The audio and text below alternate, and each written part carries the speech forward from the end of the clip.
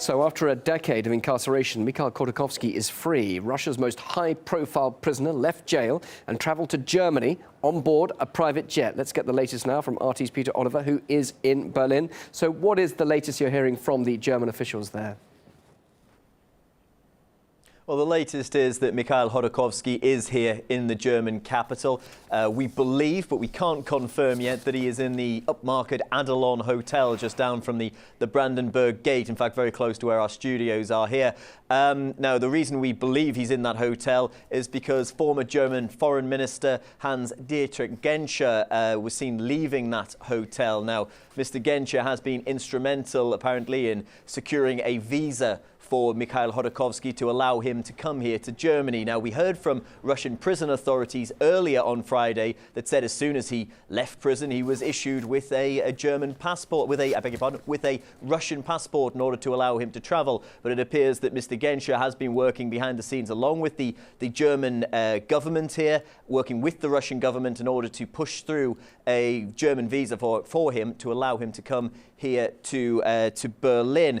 Now, in terms of statements that we've heard regarding Mikhail Khodorkovsky's arrival here, a spokesperson for Angela Merkel, the German Chancellor, said that Mrs. Merkel welcomed Mikhail Khodorkovsky here to Germany, and that the federal government recognised the work that Mr. Genscher had done making this possible. Now, they also mentioned the work that had been done behind the scenes between Russia and German authorities in order to make this happen, in order to get Mikhail Khodorkovsky into the country. Now, from his own people, from his own spokesperson, Ksenia Pispanen, who's been working for Mikhail Khodorkovsky, she put forward an open letter that's been issued by Mr. Khodorkovsky in which he lays out exactly what happened from his side. He says he put forward a petition to President Putin on the 12th of November for release on humanitarian grounds, and that he was very glad that that had been granted. He goes on to say that part of the petition said he didn't admit any guilt for the crimes that he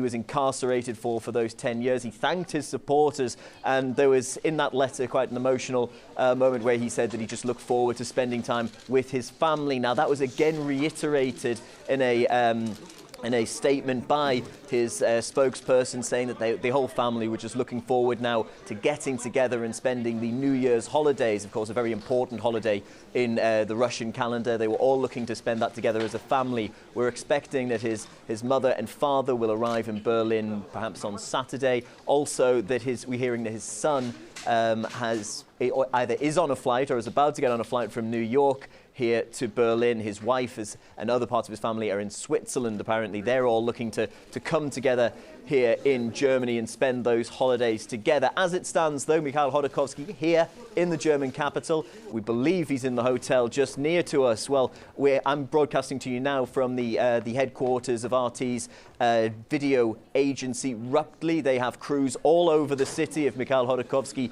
shows up anywhere, we'll be able to bring you pictures as soon as possible. But to find out a little bit more about what went on before he arrived here in Berlin, there was plenty of that as well about where he was going. We can now hear from my colleague Yegor Piskunov. Prison where Khodorkovsky spent his last days of imprisonment is situated around 1,000 kilometers northwest of Moscow in the town of Sigezhi. It used to be part of the Gulag system during the Soviet times. It was quite a confusing day here where we are. Some people were talking about him driving off in a car. Others were talking about this helicopter which took him off directly to Germany. The whole thing came as a complete surprise to everyone, and including Khodorkovsky's lawyers and his family members. I can't talk to him because he doesn't have a phone, but I am in Moscow right now, and I don't know anything except for what's being said on the radio. I haven't accepted what has happened yet. There's been too much for me since yesterday. I'm still feeling lost and confused. I guess I still can't believe it.